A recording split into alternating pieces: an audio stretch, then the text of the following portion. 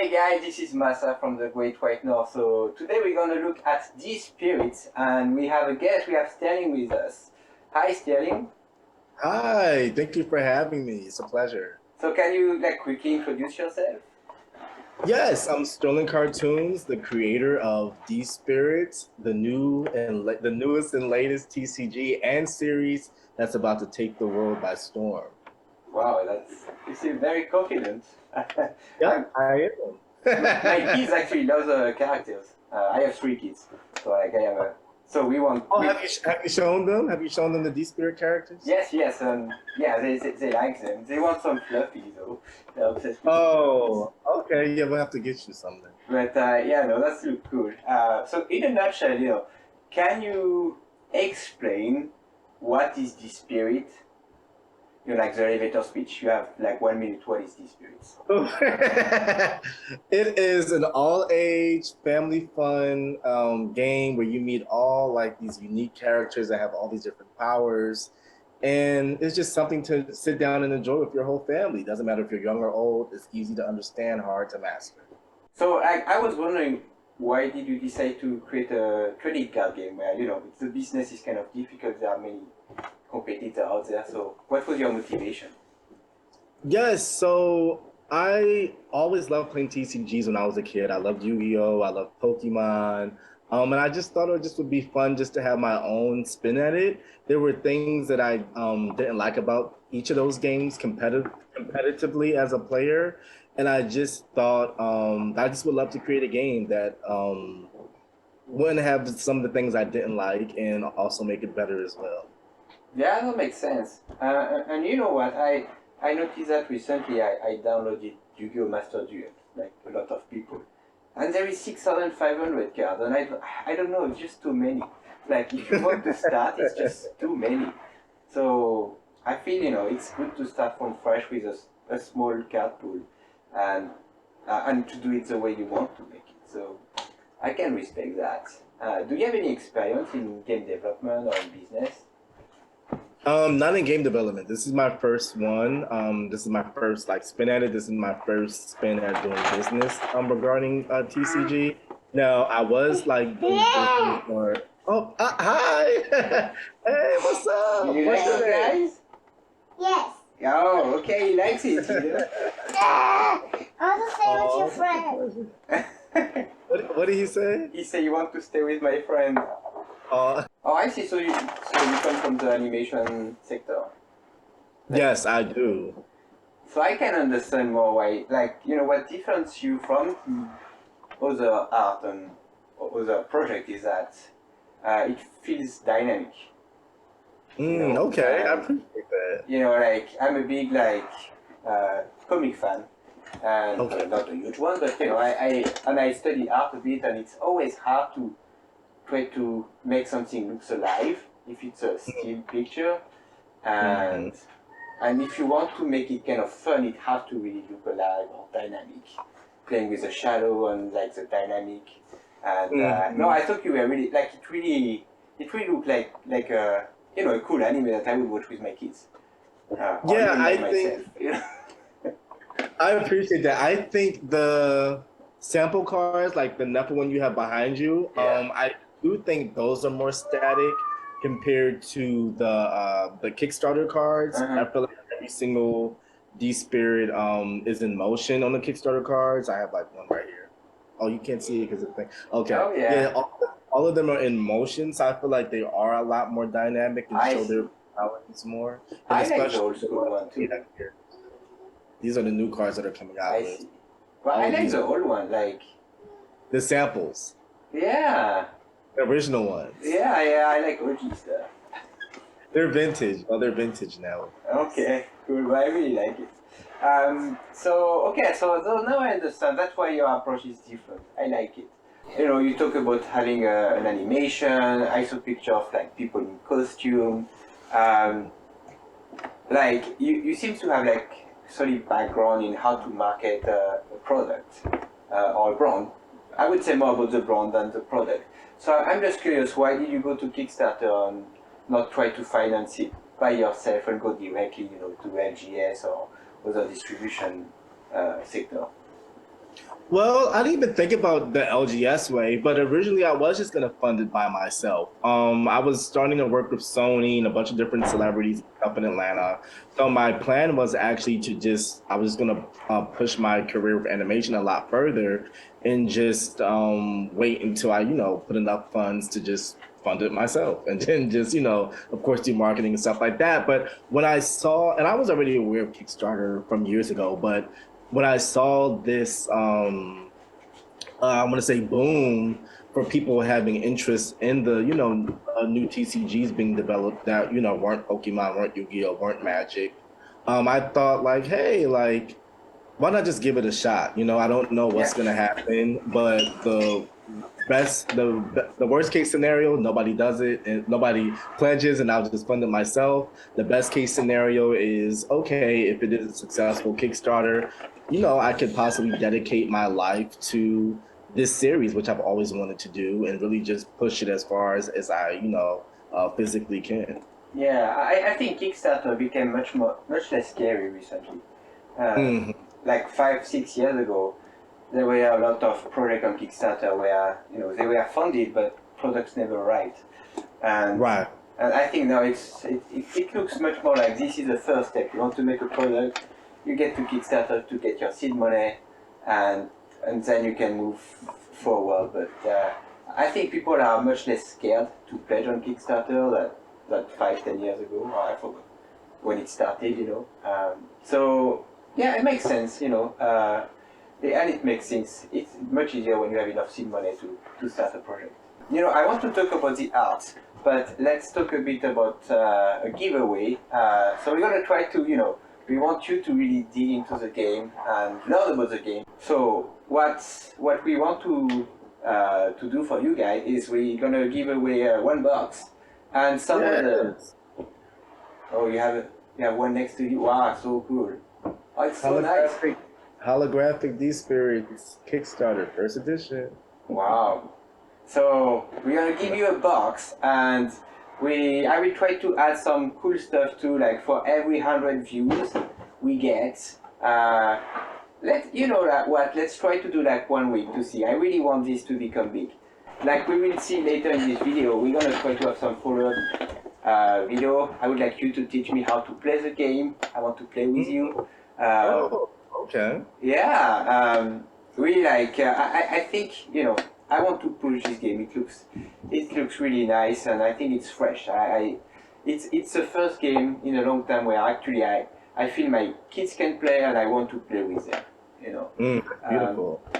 So let's talk about the art. So actually you have a very good web page, which actually is rare in this market, where you have a list of a lot of cards. So I'm showing some cards now. And can we talk a bit about the art? Where is your inspiration coming from, like for those cards?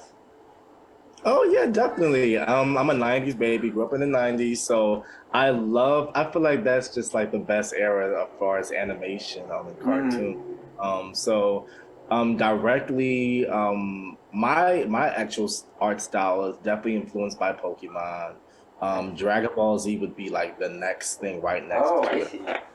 Yeah, I'm heavily inspired. You can't really see it so much in these spirits because it's monsters and not people. But definitely inspired by Dragon Ball Z. I Oh, did watch a little bit of Digimon. I wasn't a super huge Digimon fan, but I did watch like some of the seasons religiously, but not the whole thing. But I also was into some lesser known monster tamer series. I was into fighting Foodons, which was like a bunch of food monsters. I was yeah, I into found the poster of that. what'd you say? I found the poster of fighting Foodons because I didn't know about that. Oh, so you looked it up, you found out what Yeah, it was? yeah. Oh yeah, I love that. And it wasn't like a deep story or nothing like that, but I just like the way that the characters looked. I also love Monster Rancher. I have one of the PlayStation games. I would play that like all day, Mm-hmm. and watch the anime. I also like Blade a lot. That was Mm-hmm. one that I was into, and I also loved Metabots. That was one of my favorites as well. Yeah, so like I'm showing here. I found this game that was a crossover between Metabot Metabots. and Mega Man. So Oh, if you, okay, if, that's cool. like when it was what, late 90s, no, early 2000s. I mean, I'm obviously older than you, but I was in Japan for like 18 years. So my Oh, references are kind of shifted a bit, but I'm a big fan of from Rockman XE, which is Mega Man role-playing game that they did kind of with collectible inside the game. That's a neat game, and So do you know who Hayao Miyazaki is? yes, of course, yeah. Oh yeah, that's my idol. Oh, I see. And so they did a crossover with Metabot, and I don't know how to find this game, but that looks cool. And yeah, Okay. like when I check your cards, I had this vibe of like you want to emphasize on an emotion more than on the detail on the face. I think Yokai Watch is also have a similar vibe. Uh, I don't know if it's very famous in North America, Yokai Watch, but in Japan it was kind of crazy. I remember having kids fighting to get, so you collect medals, it's not care to get medals. And people are actually fighting to get those medals. Maybe less. Yeah. Yeah, I heard. When I first heard of Yokai Watch, I thought their designs were amazing. I actually, as a huge Pokemon fan, I actually thought the designs were just as good as Pokemon, Oh yeah. if not a little bit better, because it was a little more refreshing to look at. So I heard that in Japan, it was like the forthcoming of like the next Monster Tamer was so huge, but I don't. I mean, I could be wrong. I don't know their numbers and stuff, but I don't think in the United States it had like this I huge know. It's like Pokemon did. well because it's very, so that's why, so where I see your market or your how can I say your art is that I see it as a baby between Disney and things like Yokai Watch or Pokemon. So like, so I watch a lot of Yokai Watch, and it's always, in a Japanese school, it's with yokai, which means ghost, and it's very anchored to the Japanese culture, and it's not really easy to export internationally. Where your characters, like we can see in this image, you have a lion, you have some cool characters that are reliable. Everybody can rely or like can understand their feeling. Where if we look at Yokai Watch, maybe you're not gonna especially know like this guy is a kappa. What is a kappa? It doesn't talk like my kid. They grew up in North America. Some of them. Right. They don't know about kappa especially. So I think it's really like the way you make the eyes, the way it pop. It's really kind of a clean Disney style. And no, I thought it was very professional, and I mean, I'm very excited by the design. I want to see some anime of that. I can't see how it can fail. I appreciate it. Yeah, I want to say it's not just exclusive to these spirits. Even some of my other IPs like Happy Hair or whatever. I really try to take my influences from anime and combine them with Western cartoons as well. But as far as the anime, yeah, we actually have a lot of animated content coming out in the first half of this year for these spirits. And how can we watch that? It's gonna be like, I don't know, like you buy them. It's gonna be streamed. Like I want to watch this. It'll be on our social media, so it'll be on our Instagram. Eventually we'll be having a D Spirits TikTok, so it'll be on there. And then for the bigger episodes that are like longer in length, we look forward to having those up on YouTube as well. Yeah, no, because my kids they watch on TV. They need YouTube. I don't let them touch TikTok because after they never stop. Oh yeah, I understand. We can. All right, It'll so be like, available anywhere. looking at those like cards here, I would not say confused, but like you have Soul Searchers 1.0, 2.0, and I was just a bit confused. So like, what are the 1.0 and what are the 2.0? So the 1.0, which originally just was named Soul Searchers, was the first sample card set that I made of the D Spirit. So those were the first actual D Spirit cards to be printed and sold. And then the 2.0 was basically, we took those same cards, we added an actual like card count to it. So for people who are collecting them, they know like which, order and which number of cards they're getting. And then it also featured some minor alterations for like cards like Gargoyle. It featured some slight name alterations as well. Some D spirits from the 1.0 are not in the 2.0, and then some D spirits were added to the 2.0 and aren't available in the 1.0. And so, which card are in the Kickstarter? Is that the 2.0 or is that like something else? No, the Kickstarter is its own separate thing. I see. Also, you don't have, so on your webpage, you don't have those cards? Not yet, because the Kickstarter actually just started being shipped to our pledgers about maybe like a week and a half ago. So I want to give everybody time to get their pledges first and kind of like unravel it. And then once, pretty much all the pledges have gotten, their boxes and stuff like that, then we'll put the card set on there. Okay, no, okay, so, yeah, because like, I thought the design was changing always, I was a bit confused.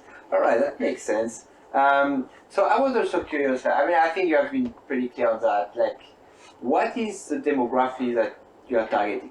Like, do you want to target more the kids? Do you want to target more like the families, or more like everybody? I'm just curious.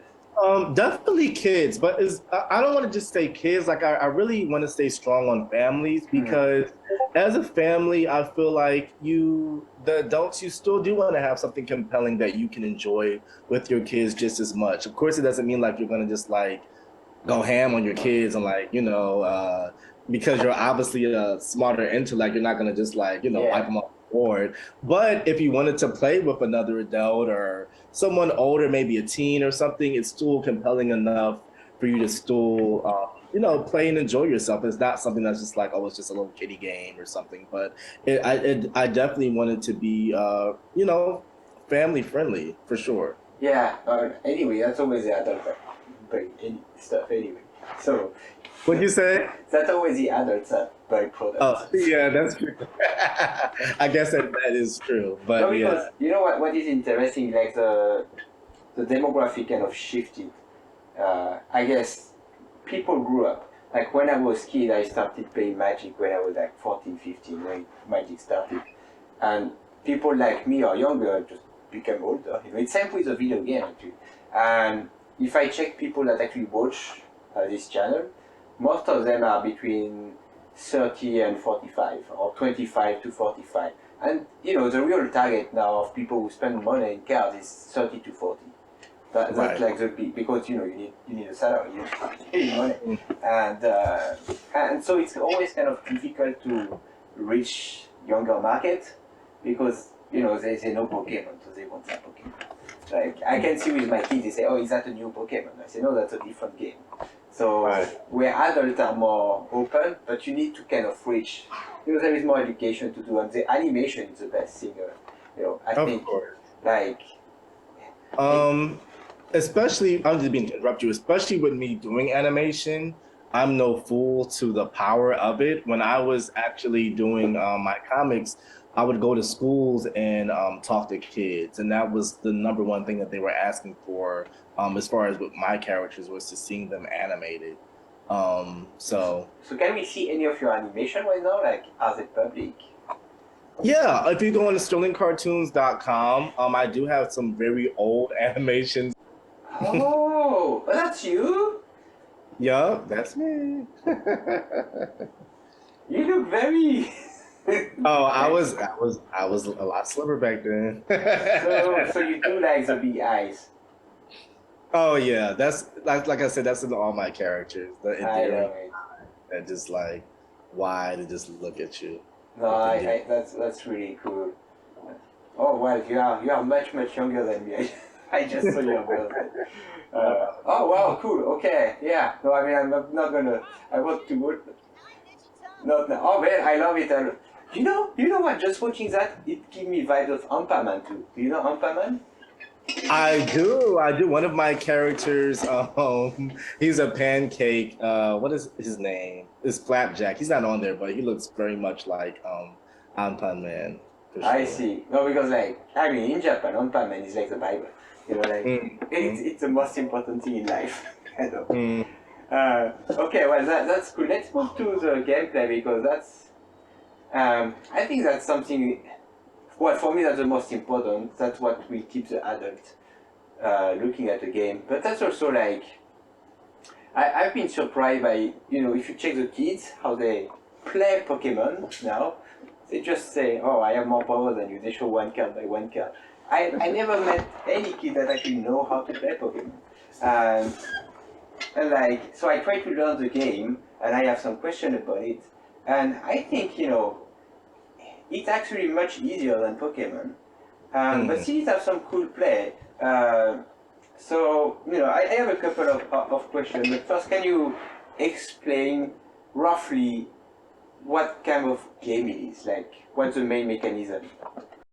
Yeah, well, each character has not each character, each player has their own life points, which we call spirit points. Mm-hmm. And basically the how you win the game is getting your opponent's spirit points down to 0. That can be done with eliminating their D-spirits on the field, attacking them directly, or it can be used through cards that have effects that directly take away your opponent's SP directly as well from card effect. I see. So like, I saw like, here I'm showing the video that, actually it's really cool video. You really made an anime that kind of feel like, those Game Boy Advance game, or like, like those off Switch game where you have two characters that teach you how to play at the beginning. So I really recommend everybody to look at it. So you have 2 decks, right? You have your, I forgot, your Beasties deck and your Spell deck. Something like The that. spirit is the squad deck and the signals and signs deck. And so, instead of like having some resource, like you don't have evolution, if I understood. You don't have any kind of mana or like resource. You can play any card whenever you want, right? Well, your life points, which are your spirit points, actually work as your life points, and it works as mana. Oh, I see. Because when you start playing D-spirits on your field, when the D-spirits are destroyed, they have their own SP, which is their cost. So that gets subtracted from your life points. So you lose the life point when they die. So you lose life points when they die, and also when you play different effects and stuff like that. I found it pretty cool. Like, you could have like a very strong creature that you play from the beginning, but if it dies, you lose the game. Kind of. That's correct. A big like high risk, high reward. I do like it, and actually that's pretty unique, because most of the game I can think of, either you have a ranking system, or you have evolution system, or you actually pay from your life, because you need to find out, if there is no cost at all, then you just put the best cards and you win. And so how, so I understand, if a card is stronger, I guess the spirit point will be higher. But how can you balance the different cards? Like, if it costs you nothing to play a spirit, how can you make a cheap spirit relevant where you can have like a super strong spirit, Like, yeah. How do you do that? Well, our stat-wise, our weaker spirits tend to have very strong abilities, or really good abilities. So that's in place of them having bad stats. And then our D spirits that do have stronger stats, which we're talking about like maybe 3,000 or in the 25, 28, whatever, they usually do tend to have abilities that cripple you or have some type of cost, for the amount of power that they have. Yeah, I saw the Ambird, for example. It's actually can destroy a spirit creature, but it does damage to you. So, did you find a way to kind of make all the cards relevant? Because I found that the hardest part. Like, if you don't have mana costs, if every card costs just, not especially resources, it's really hard to make them relevant. Do you think like 80% of the cards that you have are actually useful? Or like, what's the magic source like? How do you do it? Yeah, I tried to. I didn't want to make any throwaways. Like I said, I'm a fan of other games, and I think that after a while, you do have those cards where it's like, I don't really need this, like it's just like taking up space. But I really wanted to make each and every D spirit have like an ability that can be used in the game. I mean, I just feel like there's no point of having these characters and you wouldn't even use them. So it depend on the actual player. And what I've been observing, everybody truly does use different spirits in their decks so far. Mm-hmm. Okay, that sounds good. And so, big question: why two decks? Why did you choose two decks?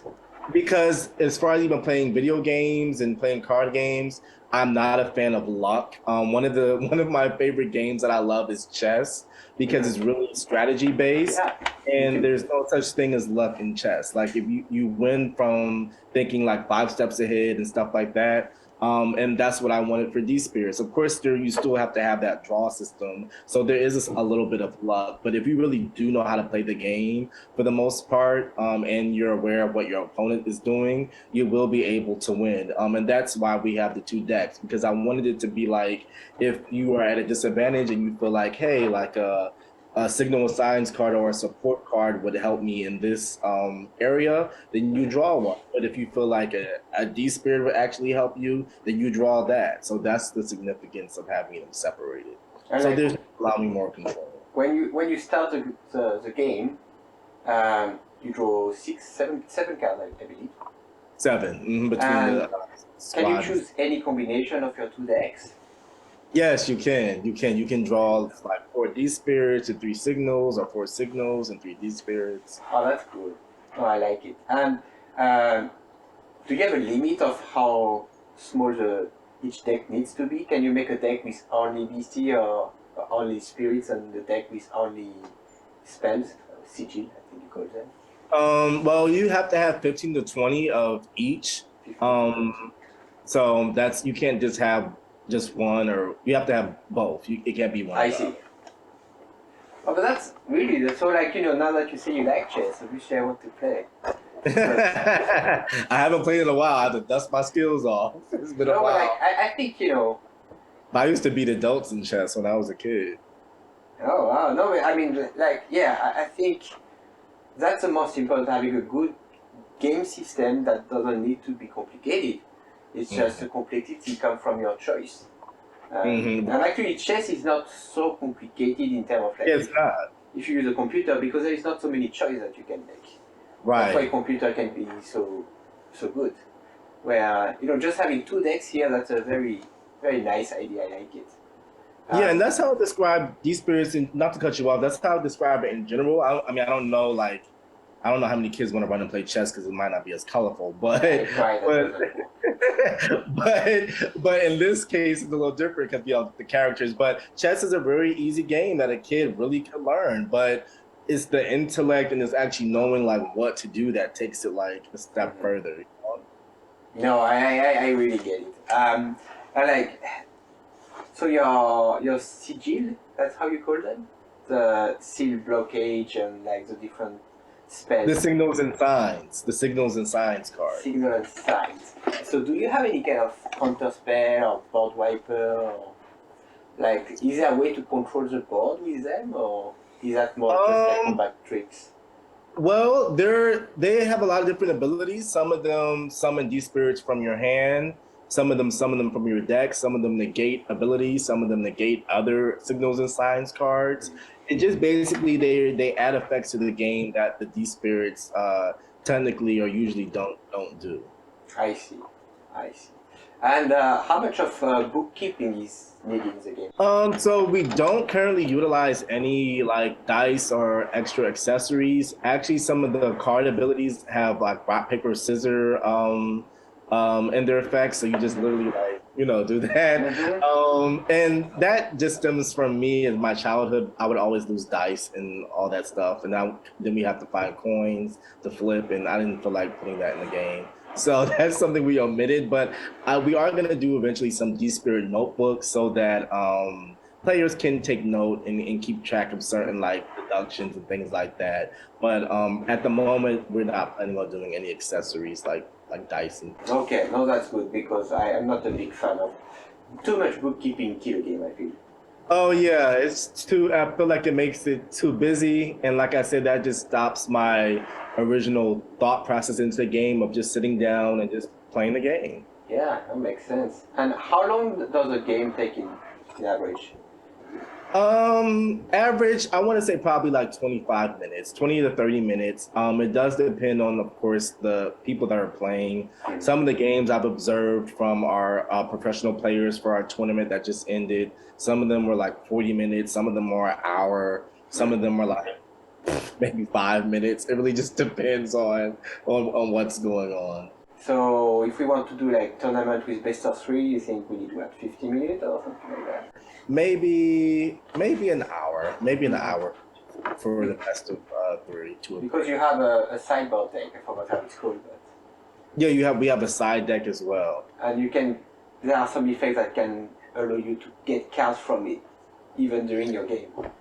Yes, that takes another step of actually knowing how to play the game though, because those cards that can be summoned from the deck, like you have to actually physically memorize their abilities. Like, I mean, now you're having a third deck, on the field, so you really have to know like how to use your cards and able to utilize it. And newer players, I don't know how many of them will be able to utilize their side deck to the best ability. Well, it's like wish target in Magic the Gathering. So I would say like it's probably not for beginner player, but actually Yu-Gi-Oh have the same thing because they have their extra deck. So no, I think this is cool because it allow you, especially if you do a best of one, it allow you to have kind of a toolbox where you can adapt. I don't know if there is a strategy like a combo strategy or something like that, where you don't want to have cards in your deck against it, especially. Well, if there is a way to get some card out of your sideboard deck, you're not completely locked out of this matchup. Right. So, and talking about combo deck, one of my worry when I see cards that don't have mana cost is I get Flashback Nightmare from Yu-Gi-Oh, where I get my opponent playing for 20 minutes and saying, okay, I won. And like, is there any kind of combo there, or like if we think like aggro, combo, and control. Aggro deck is when you have creature and you are being aggressive. Control deck is like when you are playing with a white in chess, where you wait until your opponent attack and you kind of counter them, and you try, when they have no more resource, you try to kill them. And combo decks is more like you try to have 2 or 3 cards that come together, and when you have them, you just win the game. Oh, I feel like that definitely exists in our game. We have cards that combo off of each other, but then we also have cards that easily block them. Moon Kappa, one of our characters, when he's on the field, you have to actually pay. Your opponent has to pay their SP before they get to summon a monster. So usually, you don't pay SP until they die. But when he's on the field, they have to pay it first before they even get summoned. So they summon 4 different D spirits in one turn. They might lose the game from that. Okay, so yeah, I wanted to ask you about like interaction. So you have both interactions through your spell cards, and you also have like some taxing effect or like controlling effect on your beasties. On our spirits. Spirit, sorry, it's gonna be hard for me, but no, I think that's great. No, I really want to play. Now I'm very excited to play. Let's move to the collectible aspect of the project of the set, because that's an important part. So how many cards do you have? Oh, my first question right now, it's only the Kickstarter, right? Right, just the Kickstarter, right? And so that's pretty limited, and I mean, and you guys gonna be lucky and win a box and maybe something more depending how many view we have. So you guys are lucky, but like, what's the next step like? So I work with a local game store. When can we have actually mountain of product and people just coming to the store and buying product and having tournaments and teaching kids how to play? When can we have that? Well, we still have the Kickstarter being distributed by Prince Distribution. They're located in Canada. Geek Culture, they're in New Zealand. And then it also will be at some point distributed by Channel Fireball, which is in US. So the Kickstarter is, of course, limited product. So it will be a far cry from what it was sold probably on our Kickstarter. But it can be brought from there. Now, the set behind me, the Spirit Soul Snatchers. This is our first official first edition base set, and we're taking pre-orders. We started taking them from our pledgers that were part of the Kickstarter, but we're about to take public pre-orders from distribution in local game stores as well. And this will be the first set that you should be able to walk into a store and just be able to buy. So, like, do you think these spirits can support organized play? Like, do you think it's complex enough? Yeah. Without a doubt. And when do you think we can start to have tournaments? Because I love doing tournaments. Soon, I'm hoping. I mean, as we get the Kickstarter to the stores, I mean, if they're being opened, if the boxes are being opened, then I want the organized play as soon as possible. Because I mean, that's what it was made for. It was made for a competitive battle scene. All right, well, let's try to do that in our store. Maybe in March, hopefully. Let's try to make our first online tournament. Online is kind of good, so we can reach more people. And yeah, no, that's cool. I mean, we need to learn how to play first, but that's cool. So how many cards do you have in the set? I come back to my real question. How many cards? Like, is that 100, 200? And which one? In the Kickstarter set? Well, yeah, I'm assuming that's going to be about the same in the first edition of the Kickstarter, but maybe not. Well, no, the Kickstarter and the first edition are two different sets. They're not the same. I see. The Kickstarter set has 177 cards. Mm-hmm. I'm trying to think, maybe like around like maybe 20 support cards, and then the rest of them, no, maybe like 30 support cards or 20 to 30 support cards, and the rest of them are D-Spirits. The Soul Snatchers set that we're coming out with will have at least 200 cards. Oh, I see. So like... And then all of them are redesigned. Am I right to assume that all the meta-relevant cards will be in the first edition? Like... Yes, all the cards that were in the Kickstarter will be in the first edition plus more.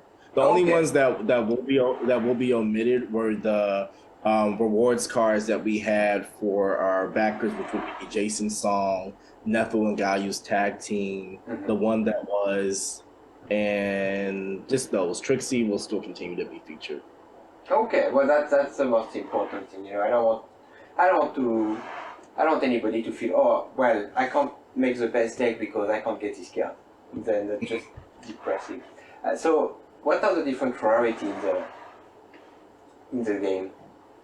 Yeah, so we have common. The indicators are, you're like a little spirit gauge that we have underneath the spirit points on our Kickstarter cards. But they're common, which would just be non-hollow. We have uncommon, which would be a non-hollow foil, and then we have rare, which is our foil cards. They have silver foil lettering on them as well, and then we have dark rare cards, which have gold foiling on them. And they're basically the same as our rare characters, but they have alternate darker art, which is like blues and purples and stuff like that. And then they also tend to have a stronger ability or stronger stat, but then also have a stronger SP count as well.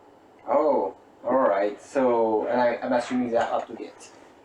They are very hard to get. From the set, we have about 5,600 boxes, and only about 560 dark rares exist in our Kickstarter set. And aren't you worried that if they end up being better than the normal rare, it's going to affect the tournament play if they're hard to get? I'm not that I'm worried about it because, is it going to affect it that it's hard to get? That's just one of those things. I mean, it just can't really do anything about it. I mean, it's a rarer card. I'm not going to say that they're so much better than their counterparts. They're just stronger stat and ability wise. But like I said, they have a stronger SP count. I mean, one of them is 3,000. So if you were to lose that one, you almost lost the whole entire match. Yeah, so like, I don't know if you already decided, but when the first edition come out, do you get like, how rare will those dark rare be? Is that like one per box, or is that like one per $6 or like any? Actually, we have not decided that yet. Okay. So, just a moment for that as far as the dark rares for the new set. Okay, no, that's okay. No, I'm just, always worried about availability of cards. So, like, okay, for the Kickstarter, because that's what we can get now, how many bucks do you think you need to be able to make a competitive deck? You can just get one box. Really? Yeah, I feel like you can have. I feel like one is an. I feel like what I was saying earlier on to people was getting maybe,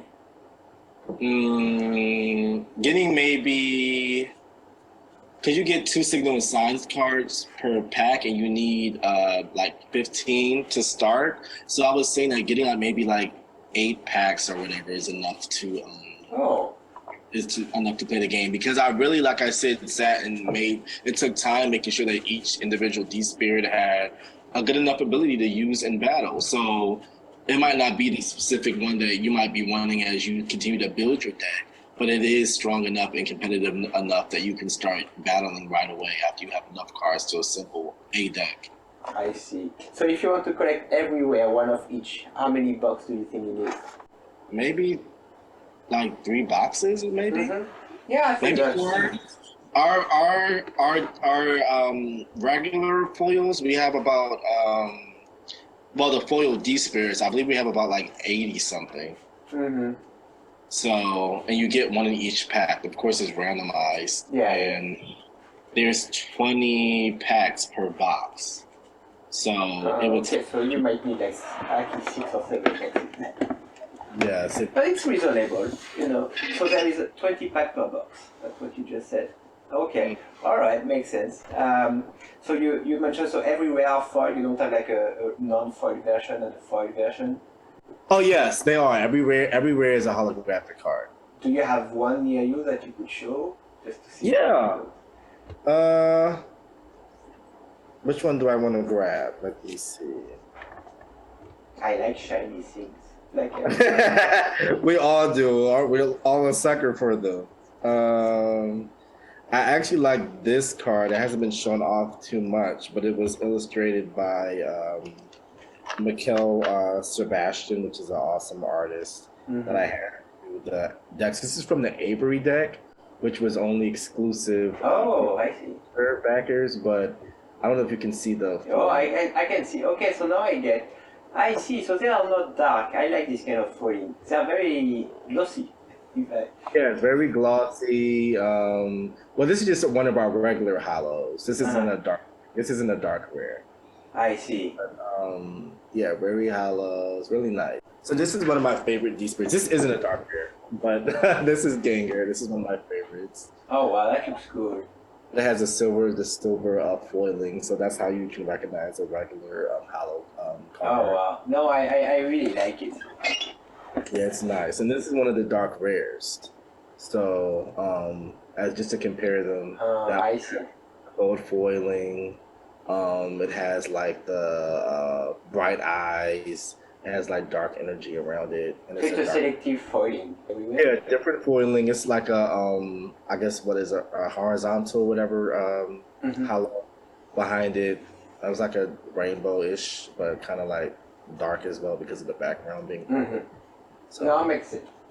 Really, that looks great. I mean, I really like. I'm already kind of deep inside the whole animation idea. I don't know. I really want to watch with my kids. I want to play with them, and I want to collect. That's really exciting. Yeah. So to finish this interview, I want to summarize a bit like how can we get cards. So right now the Kickstarter is being shipped. So like our store Infinity are getting some from Prince. So the booster box obviously are kind of a bit expensive, but there are the starter deck that are much more, reasonable priced. What do you think about the starter deck? Is it like if I just take like 2 starter deck to play with my wife and kids, is that fun enough? Like, are they good enough? Oh yeah, definitely. The starter decks. When we did the original sample cards, The starter decks that we had of Damien and Atlas were just the same sample cards, but just had the deck like number or whatever on it. It just had like SP whatever starter deck on it, but they were the same exact cards from the sample set. But this time around, the starter decks are actually like the cards are completely different. They have different abilities. You can only get them in the starter decks, and they are very very good and competitive cards to just have in your deck anyway. So would you recommend everybody to get one of each starter deck? I definitely would. Okay. And then another unique mechanic that we have in our game, you can only use one of the same D spirit as far as like if it has the same name. But when you get a card that has like a character's name in front of it, you can add that extra D spirit to your deck, so you can use more than one in your deck. Oh, yeah, I forgot to ask you, like, let's say I'm looking at Bullmight Mm-hmm. now. I can have only one copy in my deck of the same card. Okay. Yeah, so that was one that we changed his name to Wrecking Bull. So you can only use like one Wrecking Bull. But if you had Atlas's Wrecking Bull, then you could have two Wrecking Bulls. Oh, I get it. Mm-hmm. Oh, that's my favorite guy here. Nephilit. How about the lion? He's a lion. I like the lion guy. Is he in any of the starter deck? Yes, he's in Damien's starter deck. He's Damien's soulmate, which is like our term for like favorite partner. Yeah. Whatever. Gao. Gayu. Mm-hmm. Gayu. Yeah. All people have been saying Gao. You look like my son. Like, I was thinking of that for Halloween. Oh, that would be amazing, a Gayu costume. Man.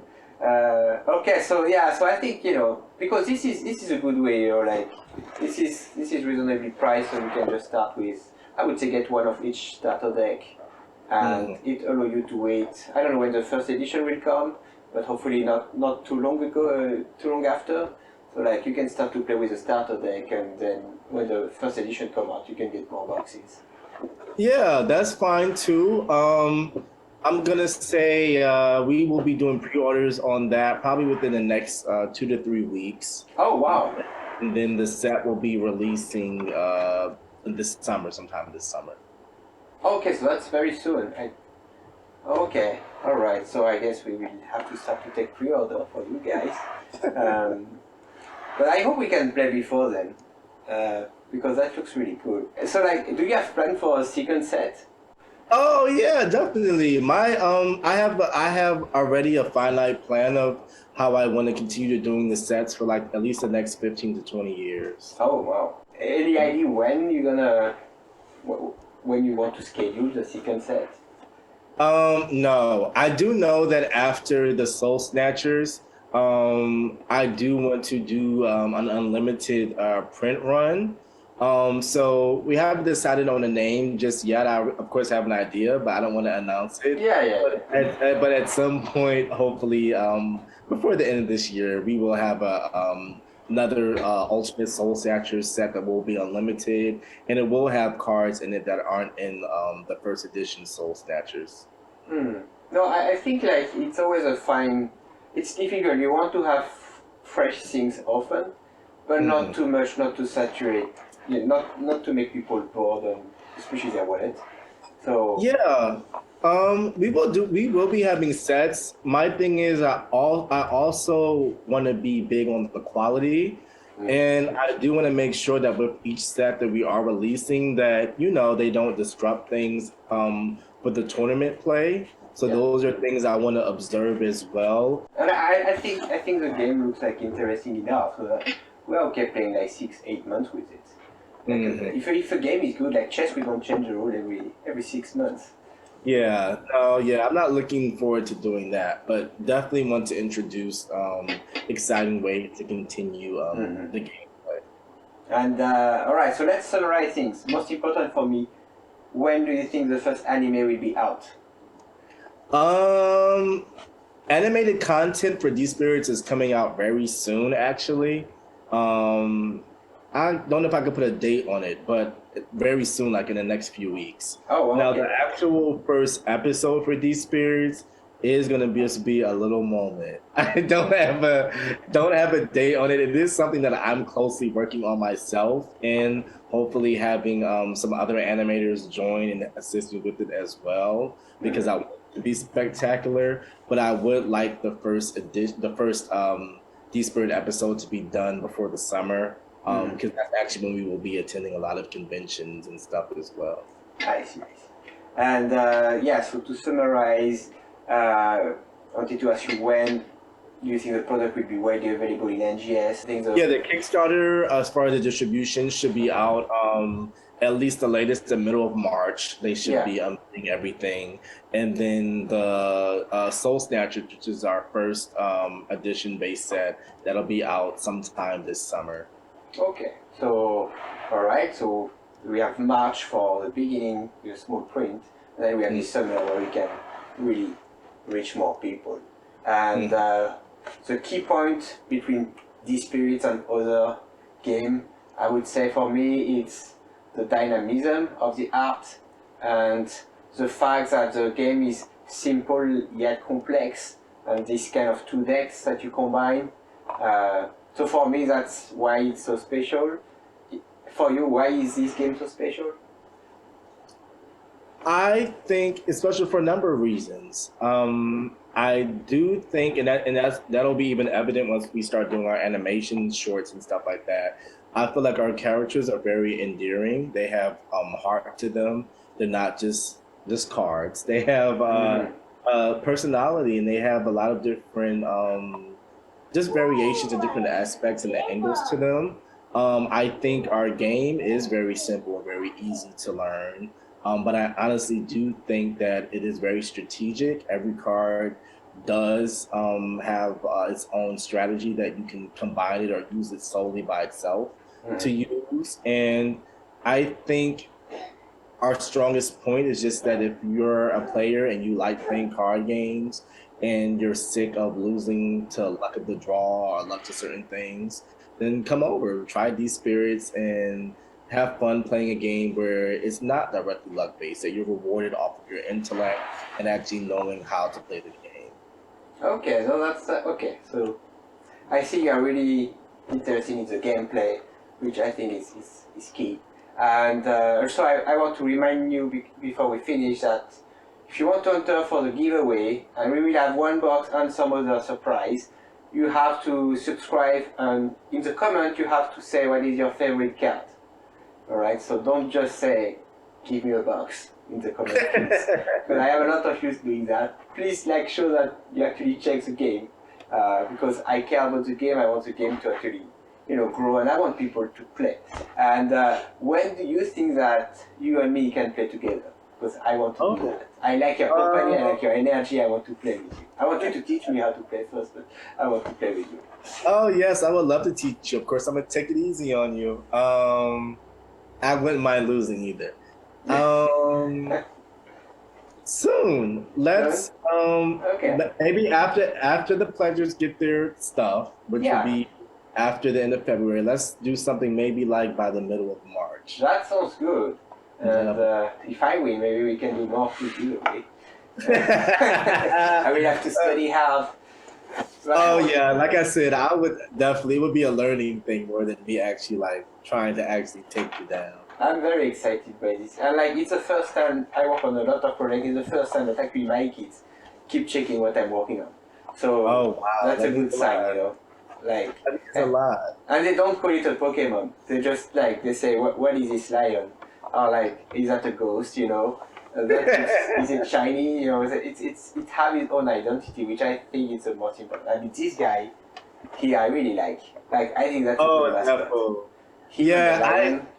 I always say to people, I didn't know if he was going to be too scary or if families actually will like him or not. So Gayu kind of was created so it could be that balance. But I'm finding that people like both of them, and just it seems like more of the adults cling to Nephil because of the edgy look, and then the kids fall in love with Gayu. But everybody likes both of them, equally as much as the other. Okay, well, I'm super excited. I hope you guys are also excited. I thank you a lot, Sterling, for your time. I really enjoyed talking with you. I like your energy. I like your passion of this project. I'm convinced now that this is gonna be huge. I'm really, you gave me this vibe, so I'm confident. Well, do you have any last word before we say bye to everybody? Ooh, I have a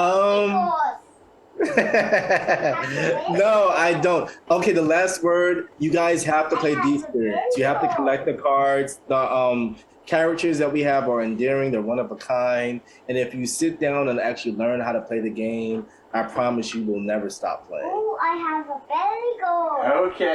Okay, well, thanks a lot, guys. So, yeah, don't forget to subscribe and comment for the giveaway. And we're gonna choose a winner probably like in 1 week. I will try to do a live stream for that. And starting probably next month, we will try to play together. And hopefully we will start to maybe make some small tournaments to see if we have enough players. Because I think this game can be great. Thanks a lot, guys. Thank you, guys. Bye. Bye.